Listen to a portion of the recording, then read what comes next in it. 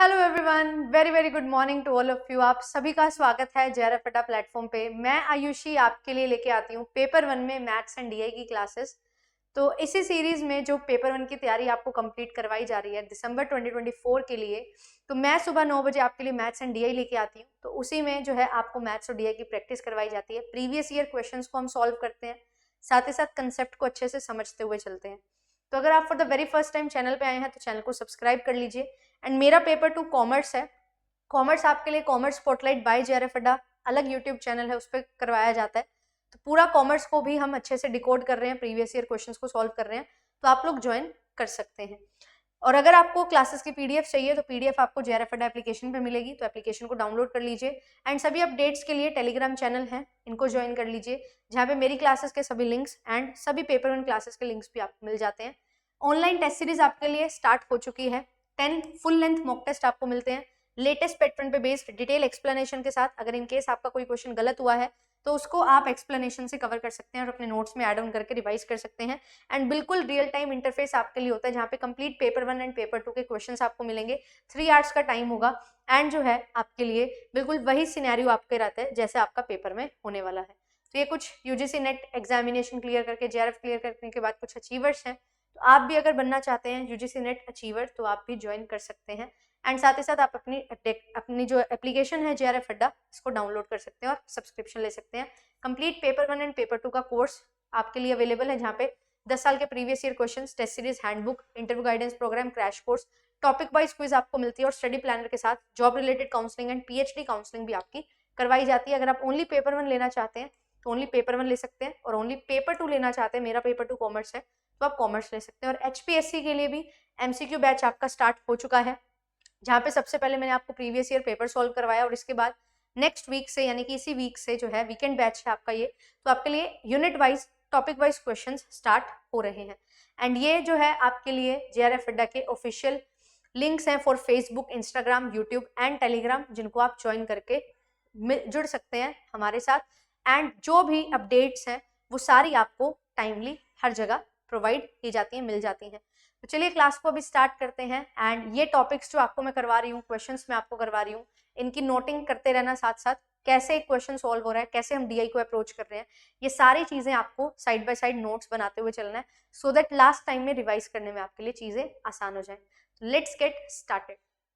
आज कुछ नए क्वेश्चंस लेके आई हूँ, कुछ नए टॉपिक्स लेके आई हूँ। क्यों? क्योंकि ये टॉपिक्स बहुत ज्यादा अभी चलन में हैं और ज्यादा पूछे जाने लगे हैं। तो फर्स्ट क्वेश्चन आपके सामने है।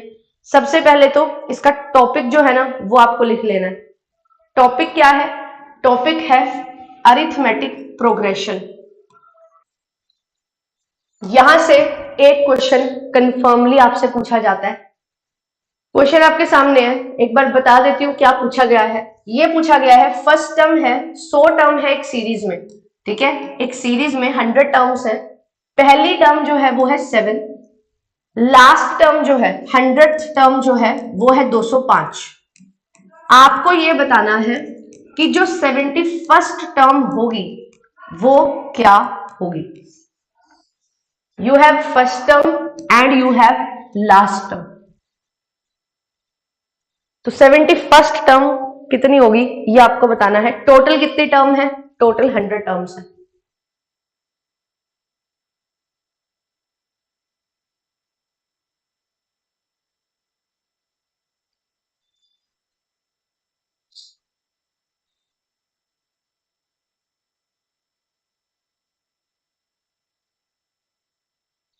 अरिथमेटिक प्रोग्रेशन की एक खास बात होती है, और वो खास बात ये होती है कि कोई भी चीज को मैं प्रोग्रेशन तब बोलती हूँ जब उसमें कॉमन डिफरेंस होगा, ठीक है, या उसमें कॉमन रेशियो बन रही होगी। तो यहाँ पे अरिथमेटिक प्रोग्रेशन में जब भी हम बात करते हैं तो हम बात करते हैं डिफरेंस की।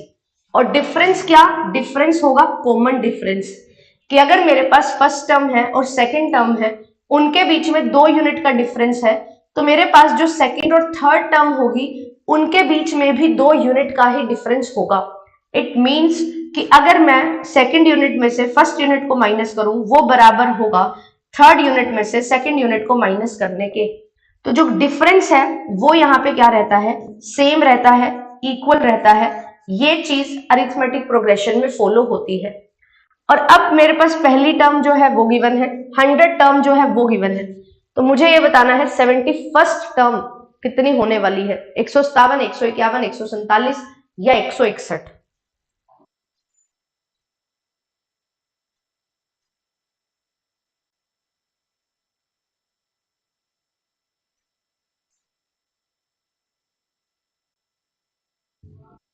यहाँ पे फॉर्मूलाज आपको याद रखने हैं। फॉर्मूला क्या होता है, इसके कुछ डिनोशंस होती हैं, वो समझते हैं। ए जो होता है ये होता है फर्स्ट टर्म के लिए, फर्स्ट टर्म को ए से डिनोट किया जाता है। एल को या फिर ए एन, ये जो होती है ये लास्ट टर्म के लिए होती है। अब मेरे पास 100 टर्म है ना, तो 100th टर्म को मैं क्या लिखूंगी, A100 लिखूंगी, ठीक है। और इसके लिए हमारे पास होता है एक formula, that is very very important और सबसे ज्यादा यूज होने वाला फॉर्मूला है। वो फॉर्मूला क्या है कि अगर आपको लास्ट टर्म निकालनी होती है तो वो किसके बराबर होती है, फर्स्ट टर्म प्लस जितनी टर्म है उनमें से -1 कर दो और उसको मल्टीप्लाई कर दो डिफरेंस से। a plus n-1 into D इसको बोला जाता है, ठीक है, n-1 इंटू डी इसको बोला जाता है। अब 100 टर्म कितनी है, 205 है मैम, 205 हो गया। a फर्स्ट टर्म कितनी है, फर्स्ट टर्म हमारे पास है 7, प्लस करना है मेरे को, यहाँ पे n कितना है 100 है, मुझे गिवन है 100 टर्म है टोटल, माइनस करूंगी 1 और मल्टीप्लाई करूंगी d से। ये जो d होता है ये क्या होता है, ये होता है कॉमन डिफरेंस। तो ये टर्म्स हैं जो हमें समझनी है और इसको समझ के अब मैंने ये पता लगा लिया है इस इक्वेशन को सॉल्व करके कि d क्या होगा। चलिए देखते हैं, 205 में से माइनस कर दो 7 को, ये आ जाएगा 99 d के बराबर। और यहां पे हम इसको सॉल्व करेंगे तो कितनी वैल्यू बनेगी, एक मिनट, तो ये वैल्यू हमारी बनेगी 205 में से अगर मैं माइनस कर दूं 7 को तो 198, ये वैल्यू है जो यहाँ पे बन रही है और ये 99 डी के बराबर है। इसका मतलब डी की वैल्यू क्या है, डी की वैल्यू है 2, 2 से कैंसिल हो जाएगा, डी 2 आ चुका है। अब मुझे क्या निकालना है, मुझे निकालना है 71st टर्म की वैल्यू क्या होगी। तो अगर मेरे को 71st टर्म निकालनी है तो पहली टर्म लूंगी प्लस करूंगी उसमें 70d, क्यों, क्योंकि 70 बार कॉमन डिफरेंस लेना पड़ेगा, उसको ऐड करना पड़ेगा, पहली टर्म में तो 71वीं टर्म आ जाएगी। तो यहां पे मेरे को 71st टर्म मिल जाएगी, A71। अब A कितना है 7 है, 70 इंटू डी कितना है 2 है। अब यहाँ पे इसको सॉल्व करोगे ये वैल्यू बनेगी 147, तो आंसर निकल के आ जाएगा ऑप्शन नंबर 3, ठीक है, बिल्कुल करेक्ट आंसर है। ऑप्शन नंबर 3 जो होगा इसका करेक्ट आंसर होगा 147। कैसे आया, इस इक्वेशन को सॉल्व करके हमने डिफरेंस निकाल लिया और जैसे ही डिफरेंस पता लगा आपका यहाँ पे आंसर निकल के आ जाएगा, ठीक है। तो यहाँ पे 2 का डिफरेंस है, पहली टर्म 7 है, दूसरी टर्म 9 हो जाएगी, तीसरी टर्म 11 हो जाएगी, फिर 13 हो जाएगी। इस तरीके से टर्म्स बढ़ती जाएंगी और 100 टर्म तक हम पहुंच जाएंगे 205 पे, ठीक है। 2 के डिफरेंस के साथ हमारी यहाँ पे टर्म थी। यहाँ पे आपसे 71st टर्म पूछ ली गई। एक क्वेश्चन ये भी बन सकता था कि बताओ डिफरेंस कितना है, ठीक है, वो भी हम बता सकते थे। एक क्वेश्चन ये भी बन सकता था कि बताओ what is the difference between 80th term and 20th term. तो आपको क्या करना था, 80th टर्म निकालनी थी, A80 की वैल्यू एंड A20 की वैल्यू निकालनी थी और उनका डिफरेंस ले लेना था। तो किसी भी तरीके से आपसे यहां से क्वेश्चन पूछा जा सकता है और पूछा जाता है, very very important arithmetic progression question, ठीक है। अब चलते हैं आगे नेक्स्ट क्वेश्चन पे, इस क्वेश्चन को सॉल्व करो। इस बार एवरेज से कुछ अच्छे और कुछ बढ़िया क्वेश्चंस हैं जो आपसे पूछे गए हैं। क्वेश्चन आपके सामने है, इसमें आपसे पूछा जा रहा है कि मंथली एक्सपेंसेस दिए गए हैं एक फैमिली के, कि एक महीने में एक फैमिली ने इतने इतने रुपए का खर्चा किया, इतने इतने हजार रुपए का खर्चा किया, और आपको यह बताना है कि किस महीने में, 12 महीने होते हैं एक साल में, 12 महीनों का खर्चा दिया गया है। आपको यह बताना है कि किस महीने में जो इनका खर्चा हुआ है वो उनके एवरेज खर्चे से सबसे कम, ज्यादा या कम है, मतलब सबसे कम डिफरेंस है उनमें, ठीक है। ये आपका खर्चा है इंडिविजुअल मंथ का और आपसे ये पूछा जा रहा है कि किस महीने में ऐसा हुआ है कि ये जो डेविएशन है ना, मतलब कि जो खर्चा दिया गया है उसमें से अगर मैं डेविएट करूं मीन से, डिफरेंस लूं, तो वो डिफरेंस सबसे कम आ रहा है। किस महीने में ऐसा हमें दिखाई दे रहा है?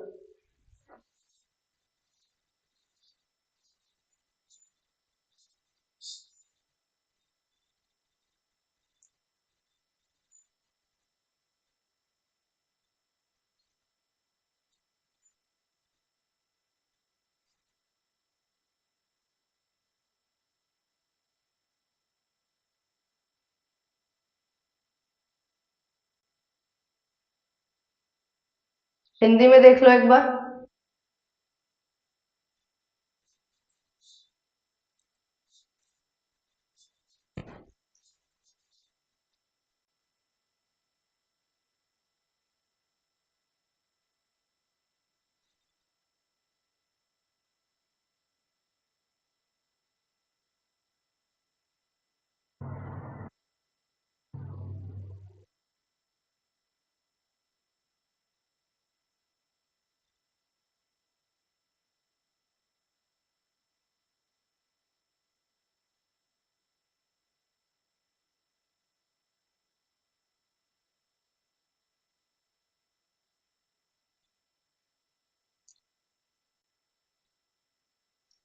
तो यहाँ पे क्या चीज होगी? सबसे पहले मुझे निकालना पड़ेगा इनका मीन। मीन कैसे निकलता है? एवरेज से। एवरेज निकालने के तरीके बहुत सारे हैं, बट जब भी आपसे पूछा जाता है डेविएशन, हमेशा याद रखना, जब भी डेविएशन की बात होगी, डेविएशन का मतलब होता है कि एक वैल्यू अपने मीन से कितनी दूरी पे है। मतलब यहाँ पे इसको मीन बार जो है ना, उससे मेरे को यहाँ पे वैल्यू निकालनी है। मीन बार मतलब ये एक्स बार जो है मीन है, तो यहाँ पे मुझे निकालना पड़ेगा इसका मीन। और मीन का फॉर्मूला क्या होता है? Sum of the observation by number of observation, total number of observation. अब आप क्या करोगे? इसको सॉल्व करोगे। 16 plus 19 plus 18 plus 23 plus 24 plus 28 and so on, इसको आपको ऐड करना है और 12 से डिवाइड कर देना है। अब मुझे फटाफट बता दो, इसको ऐड करके क्या वैल्यू निकाली आपने? क्या वैल्यू निकल के आई है इसको ऐड करके? 16, 19, 18, 23, 24, 28, 26, 19, 19, 24, 19, 19, 22, 20 और 18।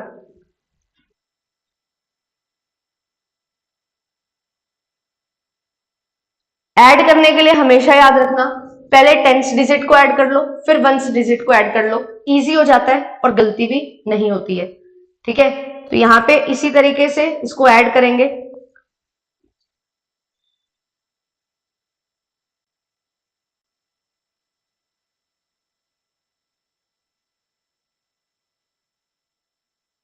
तो ये जो आंसर आया है टोटल, ये आया है 252। 252 को डिवाइड कर देना है 12 से। 12 से डिवाइड करोगे तो 12 के टेबल पे 2 पे जाता है 24 और 1 पे जाता है 12, तो ये आ गई वैल्यू 21। मीन आपके पास आ रहा है 21। अब हमें देखना है डेविएशन सबसे कम कहाँ है। तो आप यहाँ पे देखोगे 16 में से 21 को माइनस करोगे, यहाँ पे डिफरेंस आ रहा है 5 का, x माइनस एक्स बार। यहाँ पे डिफरेंस आ रहा है 5 का। 19 में से 21 को माइनस करेंगे, 2 का डिफरेंस आ रहा है। 18 में से करेंगे, 3 का डिफरेंस है। 23 में से करेंगे तो यहाँ पे भी 2 का डिफरेंस है। ठीक है, 24 में से करेंगे 3 का डिफरेंस है। 28 में से करेंगे 7 का डिफरेंस है। 26 में से करेंगे 5 का डिफरेंस आ रहा है। 19 में से करेंगे 21 को तो यहाँ पे 2 का डिफरेंस आ रहा है। एंड देन 22 से करेंगे तो 1 का डिफरेंस है। 20 से करेंगे तो 1 का डिफरेंस है। ठीक है, और फिर 18 से करेंगे तो यहाँ पे 3 का डिफरेंस है। तो सबसे कम डिफरेंस मुझे यहाँ पे दिखाई दे रहा है, 1 का डिफरेंस है जहां पे। तो अक्टूबर और नवंबर जो है वो मेरा यहाँ पे करेक्ट आंसर निकल के आ जाएगा। अब ये चीज में कंफ्यूज मत होने लग जाना कि मैम -1 या +1, ये चीज में अगर पढ़ जाओगे तो कंफ्यूज हो जाओगे। डेविएशन का मतलब होता है स्प्रेड, और ये स्प्रेड क्या होता है कि कितनी वैल्यू दूर है मीन वैल्यू से, उसके लिए हम क्या करते हैं, हमेशा पॉजिटिव वैल्यू लेके चलते हैं। बेशक आपके पास आंसर माइनस में आ रहा है, बट स्टिल आपको क्या करना है, आपको पॉजिटिव वैल्यू को ही इस्तेमाल में लेके आना है। ठीक है, अगर आप पॉजिटिव वैल्यू को यूज करेंगे तो आपका आंसर जो है वो बिल्कुल करेक्ट होगा, अदरवाइज आपका आंसर जो है वो इनकरेक्ट हो जाएगा। यहाँ पे भी 2 एक और बार आएगा, 12 महीने थे ना, 19 19 2 बार है, तो 2 बार आएगा और यहाँ पे आपका स्प्रेड जो है वो निकल जाएगा। हमेशा पॉजिटिव वैल्यू आपको लेके चलनी है, very very important to remember. ठीक ठीक है, जब भी डिफरेंस पूछा जाएगा तो प्लस माइनस की वैल्यू को आपने नहीं कंसीडर करना है। नेक्स्ट क्वेश्चन देखिए, इसको सॉल्व करिए। कंपाउंड इंटरेस्ट और सिंपल इंटरेस्ट का क्वेश्चन है।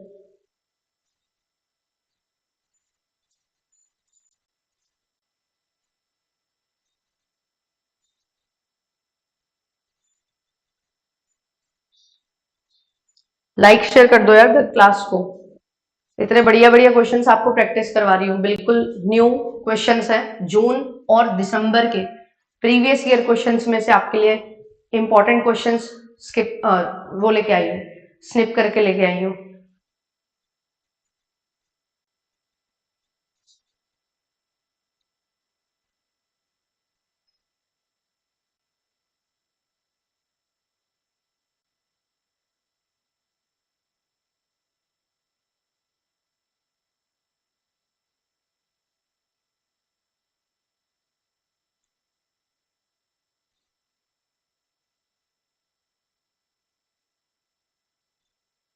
यहाँ पे आपको दिया गया है कि हम सिंपल इंटरेस्ट और कंपाउंड इंटरेस्ट चार्ज कर रहे हैं, 10,000 प्रिंसिपल है, 3 साल का टाइम है, 10% का रेट है, तो बताओ डिफरेंस कितना होगा। हमें ये चीज पता है सिंपल इंटरेस्ट तो हर साल सेम रहता है, बट कंपाउंड इंटरेस्ट क्या होता है, बदलता रहता है हर साल, है ना।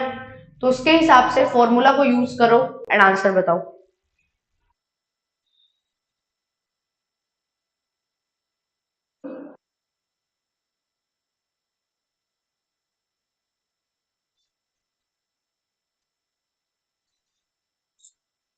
निशा जी मैंने क्लासेस ली हुई हैं बहुत सारी, लगभग 4-5 क्लास में मैंने पूरा CISI कवर करवाया। आप प्लेलिस्ट को सर्च करो, आपको मिल जाएंगी सारी क्लासेस, ठीक है। बैक बेंचर सीरीज में भी मैंने CISI बहुत करवाया था अच्छे से, 2-3 क्लासेस में आपको करवाया, 3 क्लासेस है, एक में CI करवाया, एक में SI और एक में मिक्स क्वेश्चंस, उनको देख लो। तो CI कैसे निकलता है, सिंपल इंटरेस्ट निकलता है बिल्कुल सिंपल तरीके से, principal into rate into time करो, डिवाइड बाय 100 कर दो, आपके पास आंसर आ जाता है, ठीक है। और जो कंपाउंड इंटरेस्ट होता है इसको निकालने के लिए क्या होता है, इसके निकालने के लिए हम क्या करते हैं, बेसिकली हम पहले अमाउंट निकालते हैं और उसमें से प्रिंसिपल को माइनस करते हैं, और अमाउंट निकालने के लिए फॉर्मूला क्या होता है, P into 1 plus R/100 raise to the power T। ये इतना बड़ा फॉर्मूला लगाते हैं, फिर उसमें से प्रिंसिपल को माइनस करते हैं, हमारे पास आंसर निकल के आ जाता है, ठीक है। बट मैं आपको कभी भी ये फॉर्मूला यूज करने नहीं बोलती हूँ, हम इसकी जगह पे एक और फॉर्मूला है जो यूज करते हैं, और वो क्या है, वो है कि कितना समय आपके पास है, उस चीज से डिपेंड करता है। टाइम अगर आपका 2 इयर्स है तो आपको एक रेशो याद करनी होती है, रेशो होती है 2:1, और अगर टाइम 3 इयर्स का है तो हम एक रेशो याद करते हैं, वो रेशो होती है 3:3:1। अब ये कैसे आपका सिंपल इंटरेस्ट तो सिंपल तरीके से निकल जाएगा, यहां से कैसे आपका कंपाउंड इंटरेस्ट निकलता है उसको सीखते हैं डायरेक्टली। हमें इतने बड़े फॉर्मूला से अमाउंट निकालने की जरूरत नहीं है, फिर उसमें से प्रिंसिपल माइनस करने की जरूरत नहीं है, डायरेक्टली CI आपका कैलकुलेट हो जाएगा। ध्यान से समझना कैसे करोगे। प्रिंसिपल कितना है, 10,000 रुपए, टाइम है 3 साल का, रेट है 10% का, तो यहाँ पे आपको लेके चलना है CI निकालते हुए प्रिंसिपल जो आपने स्टार्टिंग में लिया है 10,000 रुपए, रेट कितना है, रेट है 10% का, इसका 10% निकाल लो, 1,000 आपके पास आ जाएगा, ठीक है। अब CI में लगता है ब्याज पे ब्याज, तो ये मेरे पास निकला पहले साल का ब्याज, दूसरे साल इस ब्याज पे ब्याज लगेगा, तो ये जो ब्याज है इसको नीचे लिखो और इसका 10% निकाल लो, क्योंकि ब्याज पे ब्याज लगेगा, ये निकल के आया 100 रुपए। तीसरे साल फिर इस ब्याज पे ब्याज लगेगा, तो ये 100 रुपए का 10% आपको लेना है, ये निकल के आएगा 10 रुपए।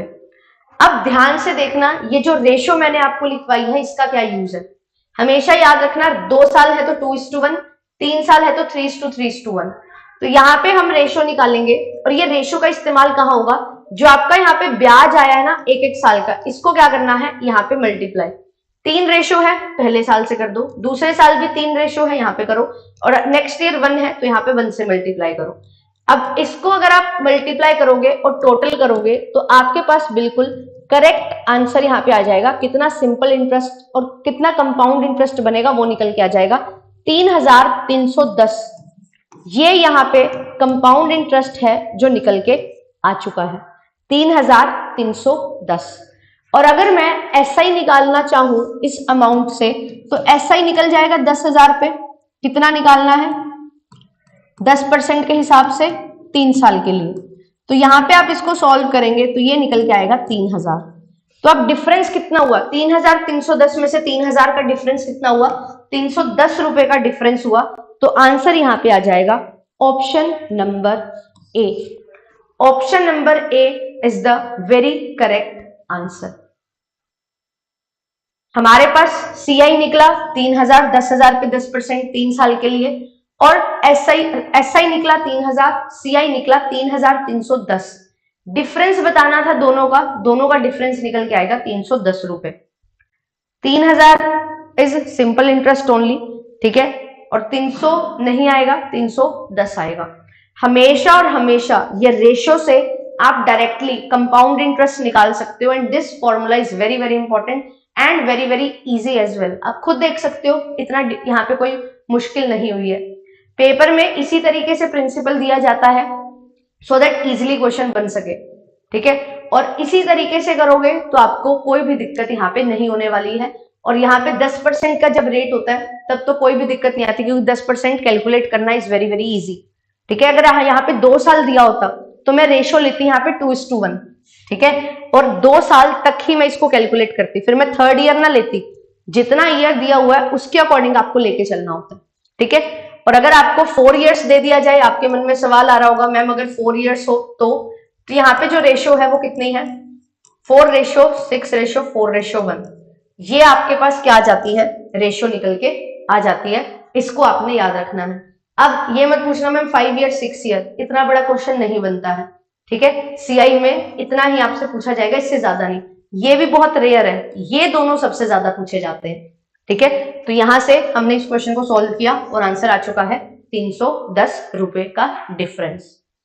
आगे चलेंगे, नेक्स्ट क्वेश्चन को सॉल्व करेंगे। ये क्वेश्चन है मेंसुरेशन टॉपिक से, और ये क्वेश्चन है एरिया और पेरीमीटर से रिलेटेड। यहां पे सबसे इंपॉर्टेंट चीज क्या है आपके लिए? सबसे इंपॉर्टेंट चीज है कि हमें क्या करना है? हमें फॉर्मूलाज को लर्न करना है। अब फॉर्मूलाज कितने लर्न करें? फॉर्मूलाज लर्न करो जितने शेप्स आपको याद हैं उनके, like circle, square, rectangle, cube, cuboid, काफी रेयर है पर कर लो, ठीक है। साथ ही साथ यहाँ पे सिलेंडर है, कोन है, ठीक है, हेमिस्फीयर है, ट्रायंगल्स में equilateral triangle, isosceles triangle, scalene triangle, इनके फॉर्मूलाज जो हैं पेरीमीटर और एरिया दोनों के आपको याद होने चाहिए। याद नहीं है तो कर लो, याद है तो अच्छी बात है, क्योंकि क्वेश्चन बनते हैं। और ये लेटेस्ट क्वेश्चन है दिसंबर 2023 का। सर्कल का डायामीटर जो है वो बिल्कुल सेम है जो इक्विलेटरल ट्रायंगल की लेंथ है। अब इक्विलेटरल ट्रायंगल मींस एक ऐसा ट्रायंगल जिसकी तीनों साइड्स क्या होती हैं? बिल्कुल सेम होती हैं। और एक सर्कल है जिसका डायामीटर कितना है? इस ट्रायंगल की लेंथ के बराबर है। तो यहां पे हमें ये पता लग गया कि ये जो रेडियस होगा वो कितना होगा? जो लेंथ है ट्रायंगल की उसका आधा, क्योंकि डायामीटर का आधा रेडियस होता है। तो अगर ये डायामीटर है, जो लेंथ है वो डायामीटर के बराबर है, तो radius will be equal to length by 2। तो ये रिलेशन आपको पता है। और यहाँ पे आपसे एरियाज का रेशियो पूछा हुआ है, तो एरिया आपको यहाँ पे पता होना चाहिए। बहुत बच्चों को नहीं पता होता है, तो मैं अभी के लिए आपको बता देती हूँ। जो सर्कल का एरिया होता है वो होता है πr², ठीक है। और जो इक्विलेटरल ट्रायंगल का एरिया होता है वो होता है √3/4 इंटू साइड स्क्वायर, ठीक है, साइड स्क्वायर। अब ये फॉर्मूला होता है। साइड और रेडियस का रिलेशन आपको पता है, गिवन है। मुझे फटाफट से सॉल्व करके बता दो क्या होगा इसका करेक्ट आंसर। रोहित जी तभी तो आपको शॉर्टकट बताया, कैलकुलेशन में ज्यादा मत उलझो, रेशियो का इस्तेमाल करो सीआईएसआई के केस में। और सिंपल इंटरेस्ट तो बहुत इजी है निकालना, कंपाउंड इंटरेस्ट में कंफ्यूजन हो जाती है और टाइम लगता है।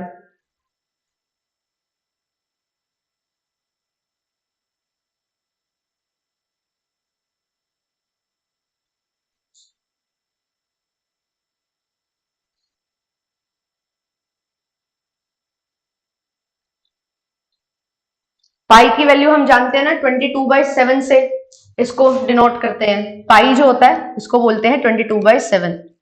ठीक है, इसकी वैल्यू होती है। बताइए क्या होगा इसका करेक्ट आंसर।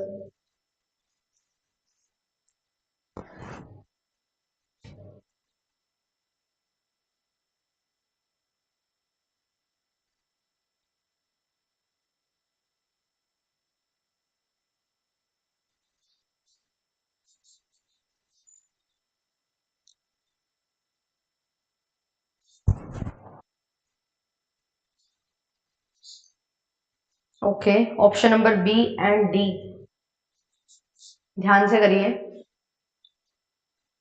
तो यहाँ पे क्या होता है, पाई होता है 22/7। ठीक है, चलिए तो पाई 22/7 है, 22/7। अब ये जो आर है ये मुझे पता है इस साइड का आधा है। क्यों? क्योंकि ये जो साइड है वो डायमीटर के बराबर है। तो हमने देखा था ना कि ये जो लेंथ है, ये साइड है, उसका आधा अगर आप कर दोगे तो रेडियस आ जाएगा। तो यहां पे मैं क्या कर दूंगी, साइड बाय 2, ये रेडियस है, इसका स्क्वायर कर दूंगी। फिर लेना है √3/4 इंटू साइड स्क्वायर। ठीक है, अब यहां पे देखो साइड बाय 2 का स्क्वायर करोगे तो 22/7 into side square by 4, side square by 4, and ये हो जाएगा √3/4 इंटू साइड स्क्वायर। अब यहाँ पे भी साइड स्क्वायर है, यहाँ पे भी साइड स्क्वायर है, कैंसिल करो। यहाँ पे 4 है, यहाँ पे 4 है, इसको कैंसिल करो। यहाँ पे बचा 22/7, यहाँ पे बचा √3। इस 7 को मल्टीप्लाई करवा दें, 22:2, और इक्वल नहीं, यहाँ पे आएगा रेशो, रेशो लेके चल रहे हैं ना हम। तो यहाँ 22:7 √3, ये जो है ये रिक्वायर्ड रेशो हमारे पास आ जाएगी और आंसर बन जाएगा option number B. Why D, D तक क्यों आ रहे हो आप? √3 को यहाँ पे क्यों डिनोमिनेटर में लेके आ रहे हो? √3/4 जब होता है तो √3 तो ऊपर ही रहेगा, नीचे क्यों आएगा? हमें डिनोमिनेटर को खत्म करना होता है रेशियो में बेसिकली। तो यहाँ पे 22/7 था तो ये 7 ही ऊपर जाएगा ना। यहाँ पे तो ऊपर है √3 न्यूमिनेटर में, डिनोमिनेटर में थोड़ी है कि आप इसको ऊपर लेके आओगे।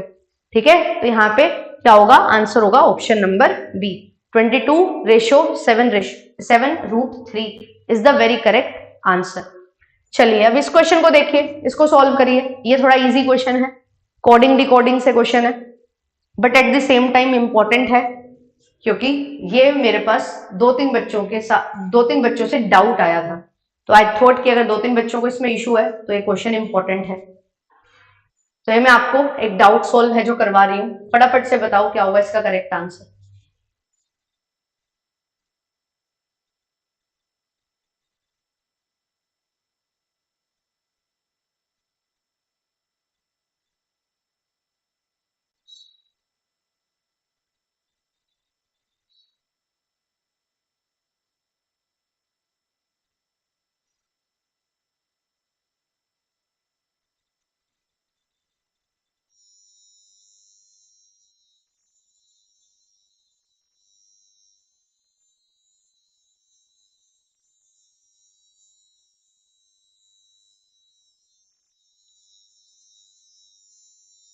फादर को कोड दिया गया है 104, तो बताइए मदर का कोड क्या होगा इसी सेम स्कीम के तहत।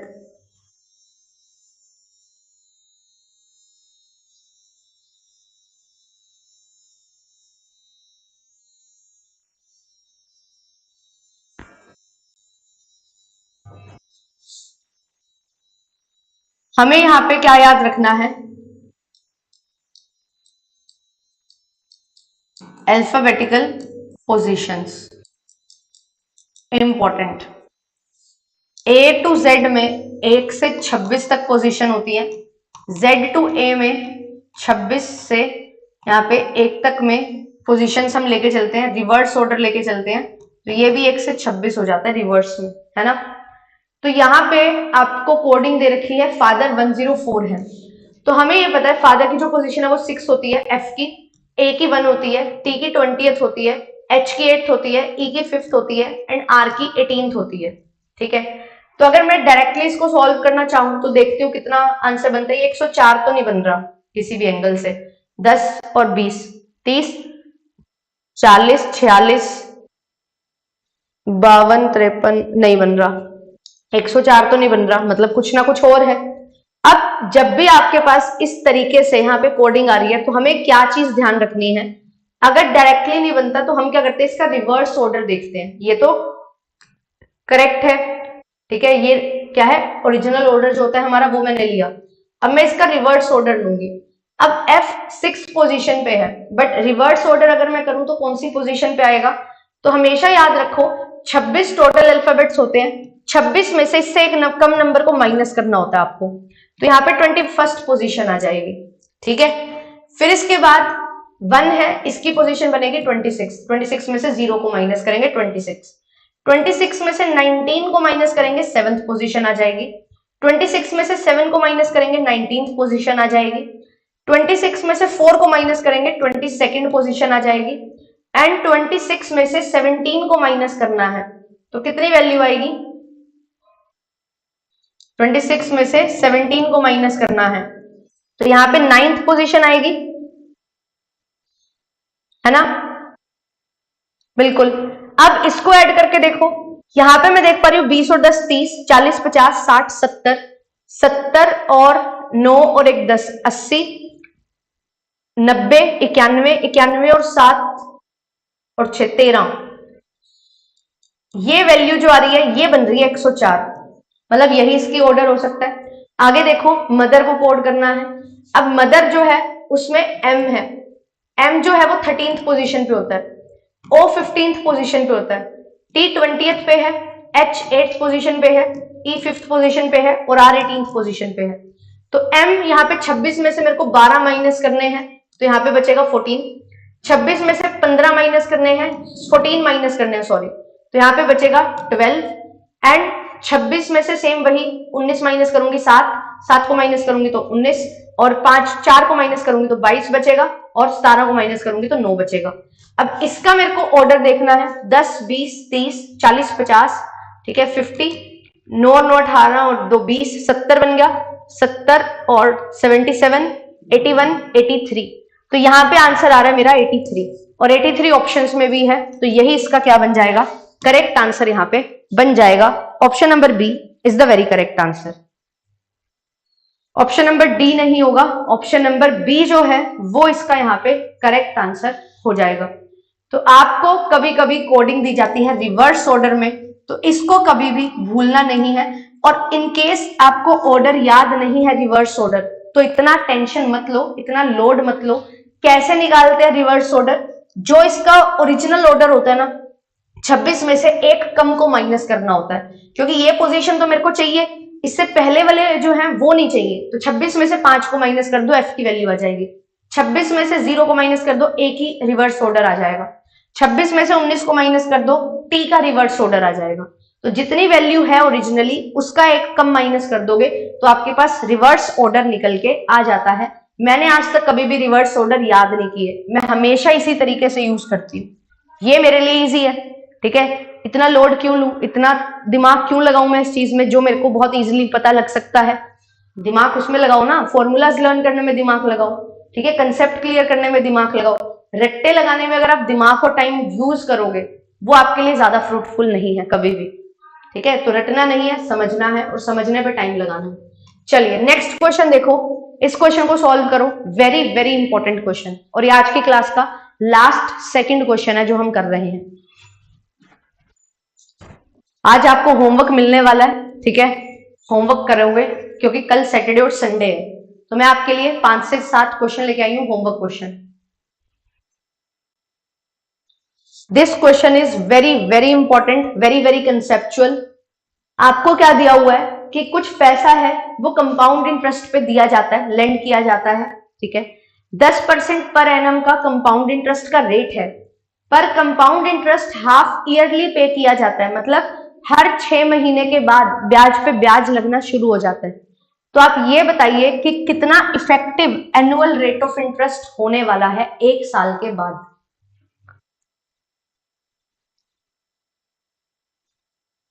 यहाँ पे हमने एक बहुत अच्छे से चीज समझी हुई है, मेरे को अगर कोई बता देगा कि वो चीज हम अप्लाई कर सकते हैं या नहीं, तो मैं समझ जाऊंगी कि उसको वो टेक्निक बहुत अच्छे से आती है। मैंने ये शॉर्ट वीडियो में भी आपको टेक्निक समझाई थी लास्ट टू लास्ट वीक।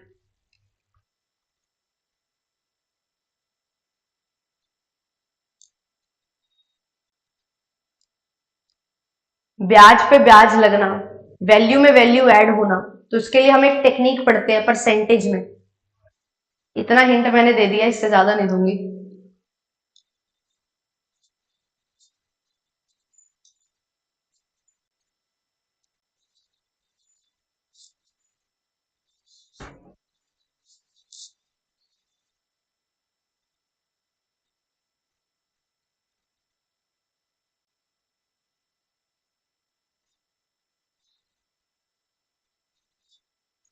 अब पूरा पर एनम का रेट 10% है, हाफ ईयरली मेरे पास एक आंसर आ रहा है मैम 10/2 करेंगे, बिल्कुल सही। हाफ ईयरली के हिसाब से 5% रेट हो जाएगा, पर आधे साल के बाद ब्याज पे ब्याज लगेगा। ब्याज पे ब्याज लगेगा तो ये 5% जो आप पैसा कमाओगे आधे साल में, उस पे भी ब्याज लगेगा। तो यहां पे हम कैसे निकाल सकते हैं रेट? परसेंटेज में आपको वैल्यू निकालनी है, नेट इफेक्ट आपको निकालना है। पावर वाला नहीं, पावर वाला तो मैंने आपको बोला यूज नहीं करना CISI में। कंपाउंड इंटरेस्ट को इजी तरीके से निकालना है, कल भी किया था हमने उसका क्वेश्चन। तो यहाँ पे क्या चीज होगी, ज्यादा सस्पेंस ना रखते हुए मैं बता देती हूँ। यहाँ पे हम यूज करेंगे AB फॉर्मूला को। क्यों करेंगे AB फॉर्मूला को यूज? मुझे ये पता है 6 मंथ्स के लिए 5% रेट रहेगा, नेक्स्ट 6 मंथ्स के लिए भी 5% रेट रहेगा, पर क्योंकि ब्याज पे ब्याज लगता है तो ये 5% पे भी 5% का ब्याज लगेगा। तो पहले 6 महीने 5%, फिर दूसरे 6 महीने भी 5%, पर 5% पे 5% का भी ब्याज रहेगा। तो यहां पे हमारे पास ये वैल्यू भी ऐड होगी। तो यहां पे हम इसको सॉल्व करेंगे तो ये 10% हो गया प्लस 0.25%, तो नेट इफेक्ट हो जाएगा 10.25% का। अगर आप यहां पे 10.25% का रेट लगा के आंसर निकालोगे, वो सेम आंसर आपको देगा जब आप 6 महीने के बाद ब्याज पे ब्याज लगाओगे। करके देखें, प्रूव करते हैं इसको। देखो ये तो हो गया शॉर्टकट, ये तो होगी AB फॉर्मूला की एप्लीकेशन। अब यहां पे देखो कैसे इसको निकालेंगे हम। यहां पे हमारे पास क्या है, 10% पर एनम का रेट है, पर हाफ ईयरली है तो रेट क्या हो जाएगा 5% पर हाफ ईयर। हाफ ईयर में 5% का क्या हो जाएगा, रेट हो जाएगा। अब एक साल में मेरे को बताना है कितना पैसा मिलेगा, और 6 महीने का टाइम है। एक साल में तो 12 महीने होते हैं, तो टाइम कितना हो जाएगा 2.5 ईयर्स। और मैंने आपको बोला है जब भी टाइम 2 होगा तो हमें एक रेशो याद रखनी है, 2:1। अब यहां पे सॉल्व करते हैं। प्रिंसिपल मान लो मैंने लिया 100 रुपए, इस पे मैंने निकाला 5% का ब्याज, ये निकल के आया 5। फिर ब्याज पे ब्याज लगा तो 5 का 5% मैंने यहां पे निकाला और ये निकल के आया 0.25, है ना। अब रेशो है 2 तो यहाँ पे 2 से मल्टीप्लाई करते हैं, और यहाँ पे 1 है तो 1 से मल्टीप्लाई करते हैं। ये आया 10 और ये आया 0.25, तो 10.25 आपके पास क्या निकल के आया, यहाँ पे हमारे पास निकल के आया simple interest, sorry compound interest. तो कंपाउंड इंटरेस्ट 10.25 है। अब मैंने प्रिंसिपल लिया था 100 रुपए, तो उस पे 10.25% निकाला तो वो निकल के आया कितना, 10.25। तो बिल्कुल करेक्ट हमारा आंसर आ रहा है, इससे भी और इससे भी। इट मींस ये जो शॉर्टकट है, ये जो ट्रिक है, ये बहुत सही है, ठीक है, बिल्कुल इजीली एप्लीकेबल हो रही है। तो यही हमारा जो है करेक्ट आंसर यहाँ पे बन जाएगा। यहाँ पे आपको कुछ भी वैल्यू दे रखी होगी, 6% दिया होता तो यहाँ पे 6 + 6 + 6 × 6/100 कर देते, 7 दिया होता 7 ले लेते, 4 दिया होता 4 ले लेते। जो भी आपको रेट दिया हुआ था पूरे साल का, उसका आधा करना है और बस उसको AB फॉर्मूला में पुट करके अपना आंसर निकाल लेना है, ठीक है। ये चीज यहाँ पे इस्तेमाल होती है जब भी successive increase, successive decrease, increase और डिक्रीज या डिक्रीज और इंक्रीज ऐसे हो रहा हो और वैल्यू हर बार चेंज हो रही हो, तो AB फॉर्मूला हमेशा और हमेशा इस्तेमाल होगा। ये चीज को दिमाग में रख लो, ये चीज बहुत जगह आपको हेल्प करने वाली है। अदरवाइज बेसिक्स में उलझे रहोगे और आपका आंसर सही होगा या नहीं होगा ये चीज की भी श्योरिटी नहीं है, बट इसके साथ बिल्कुल आंसर सही होगा। मैंने आपको चेक करके भी दिखा दिया है। Very very important. आगे देखो, इस क्वेश्चन को सॉल्व करो। ये लास्ट क्वेश्चन आज की क्लास का।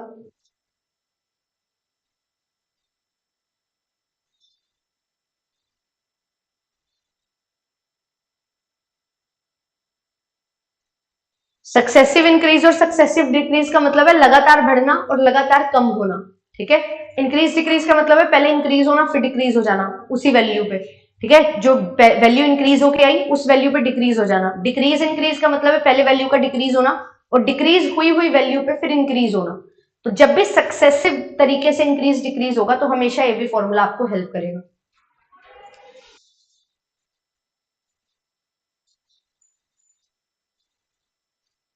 एक क्लास में 8, 10, 25, 17 स्टूडेंट्स हैं, उनका वेट है यहाँ पे। ठीक है, कि किस रेंज में उनका वेट लाई कर रहा है। 8 बच्चे ऐसे हैं जो 50 से 54 किलो वेट में लाई कर रहे हैं। 10 बच्चे ऐसे हैं जो 54 से 58 केजी वेट है जिनका। 25 बच्चे ऐसे हैं 58 से 62 केजी वेट है उनका। और 17 बच्चे ऐसे हैं जो 62 से 66 केजी की रेंज में लाई कर रहे हैं। आपको बताना है पूरी क्लास का एवरेज वेट क्या है, मीन वेट क्या है।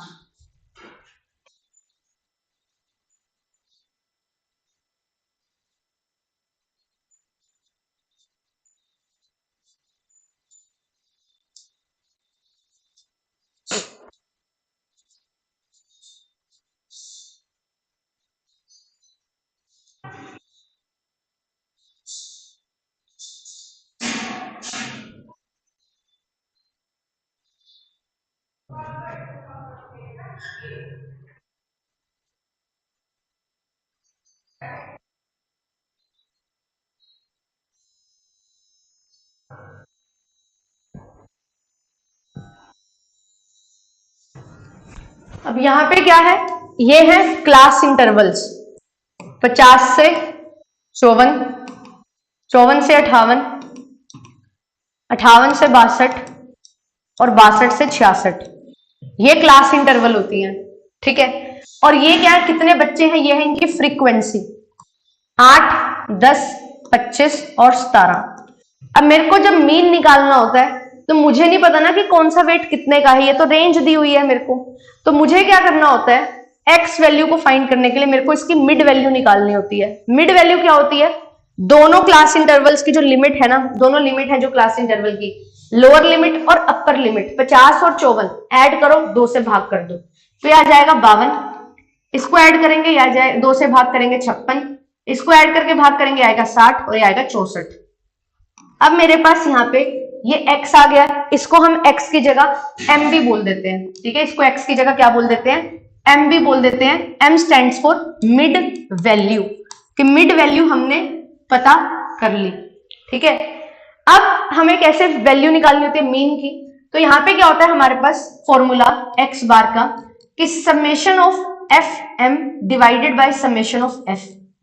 अब एफ एम समेशन मतलब क्या है कि ये फ्रीक्वेंसी और मिड वैल्यू को मल्टीप्लाई करो। 52 को 8 से मल्टीप्लाई करोगे, 8 2 जा 16, 8 5 जा 40 और 1 41, 560। 60 को 25 से करना है, 150 और 0 1500। 64 को 17 से मल्टीप्लाई करना है। अब कैसे करेंगे, पहले क्या करो, इसको 17 को 60 से कर लो या 64 को 10 से कर लो, 640, और 64 को 3 से करना है, इसको माइनस करना है। 1280 में से 20 में से मैं क्या कर रही हूँ, 3 को माइनस कर रही हूँ। 20 गुना करके 3 गुना को माइनस, तो 6 12 18, 18 और 192, 192 क्या हो जाएगा, माइनस हो जाएगा। तो यहाँ पे आप देखोगे 10 में से 8 जाएंगे 2, 17 में से 9 को माइनस करोगे 8, ठीक है, और 11 में से 1 को माइनस करोगे 10, 1088 यहाँ पे आ जाएगा। इसको ऐड करो और ये जो फ्रीक्वेंसी है इसको टोटल को ऐड करो और माइनस कर दो। 18 और 17 कितना बनता है, 35, 35 और 25 60। ठीक है, और इसको ऐड कर लो, 416 560, 400 और 500 कितना बनता है, ये एक और एक 2000, 3000, 3400, 3400, और यहाँ पे आएगा 8 और 6, 8 और 7 15 या 150, एंड फिर हमारे पास यहाँ पे रहेगा 8 और 6 14। तो यहाँ पे आप इसको सॉल्व करोगे 3564, ये वैल्यू हमारे पास आ रही है। तो 3564 डिवाइडेड बाय 60, ये वैल्यू है, इसको आपने सॉल्व करना है। अब यहाँ पे इसको पॉइंट लगा दो, जीरो हटा दो, पॉइंट लग जाएगा। इसको 6 के टेबल पे कैंसिल करोगे, 6 5 जा 30, 56 बचा। 56 तो जाता नहीं है, 6 9 जा 54 होता है, 24 बचा, पॉइंट का पॉइंट लगा दो, 6 4 जा 24। तो 59.4 जो है ये इसका बिल्कुल करेक्ट आंसर निकल के आ जाएगा। तो आपको यहाँ पे क्या करना था, यहाँ पे आपको निकालनी है वैल्यू किसकी, हमारे पास मिड वैल्यू आपको सबसे पहले निकालनी है, फिर मिड वैल्यू को फ्रीक्वेंसी से मल्टीप्लाई करना है। फ्रीक्वेंसी का मतलब क्या होता है कि एक चीज कितनी बार रिपीट हो रही है। ये जो वेट है 52, ये 8 बच्चों का है तो 8 बार, 56 वेट 10 बच्चों का है तो 10 से मल्टीप्लाई, 60 वेट 25 बच्चों का है तो 1500 बन गया, 64 वेट 17 बच्चों का है तो 1088 बन गया। इसका टोटल किया कितना आया 3564, और इसको टोटल किया ये आया 60। सॉल्व कर लिया, आंसर निकल के आ गया है। मीन वेट आपको पूरी की पूरी क्लास का पता लग गया कि 59.4 जो है वो पूरी क्लास का मीन वेट यहाँ पे है। Is this clear to everyone? क्या ये क्वेश्चन हम समझ चुके हैं?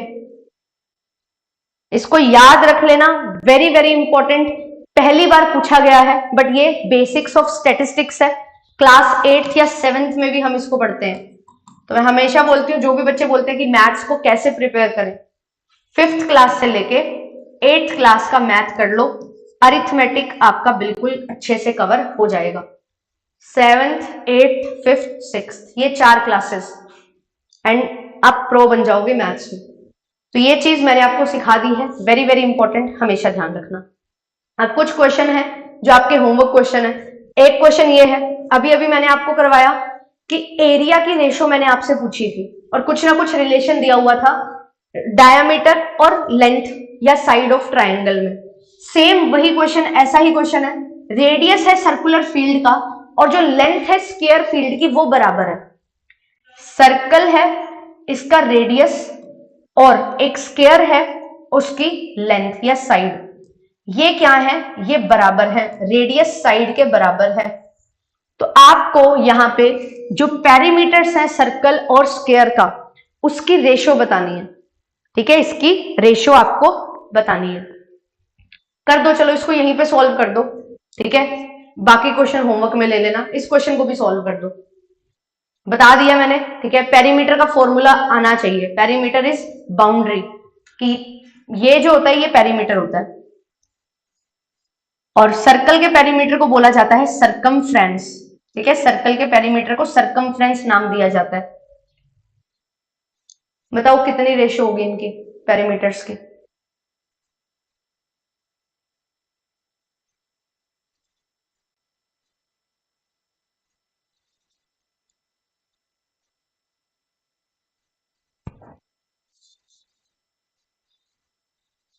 फॉर्मूलाज लिखते जाना अपनी नोटबुक में। ठीक है, 4 फॉर्मूलाज मैंने आपको करवाया आज, पेरीमीटर का भी लिखवा रही हूं, सर्कल का, स्क्वायर का और रेक्टेंगल का, तीनों का लिख लेना।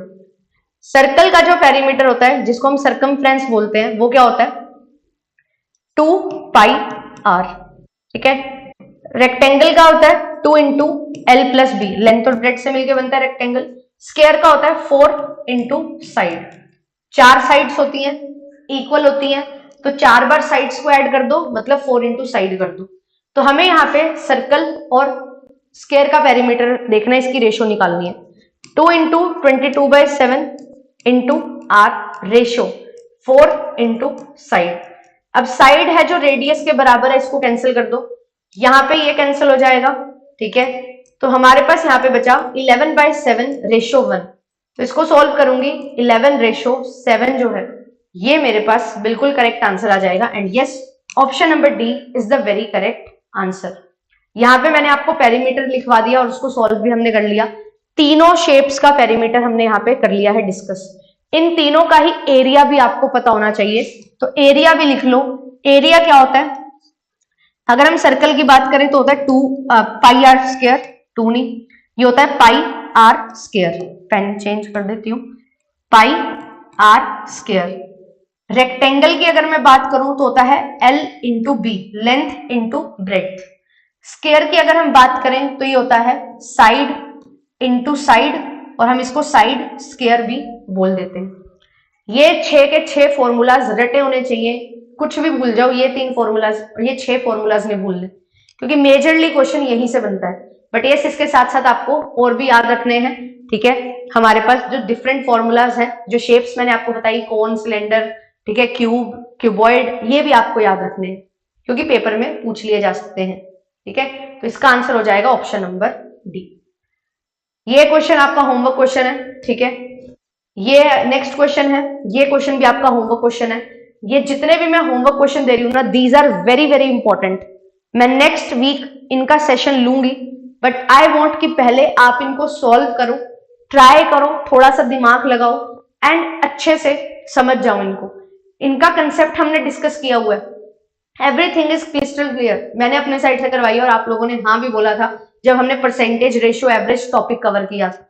तो आप क्लासेस देख सकते हो एंड देन उसके बाद टाइम एंड वर्क को भी हमने पूरा वीक लगा के सॉल्व किया है, उसके क्वेश्चन आप कर सकते हो। पूरा का पूरा क्वेश्चन जो है, जो भी मैंने आपको यहाँ पे दिए, ये सारे जून के PYQs हैं, वेरी वेरी इंपॉर्टेंट PYQs। तो इन सभी को आपने सॉल्व करना है। लगभग 10 क्वेश्चन है जो आपके यहाँ पे होमवर्क क्वेश्चन है, ठीक है। तो आज का सेशन इतना ही रखते हैं। होमवर्क क्वेश्चन मैंने आपको दे दिया है।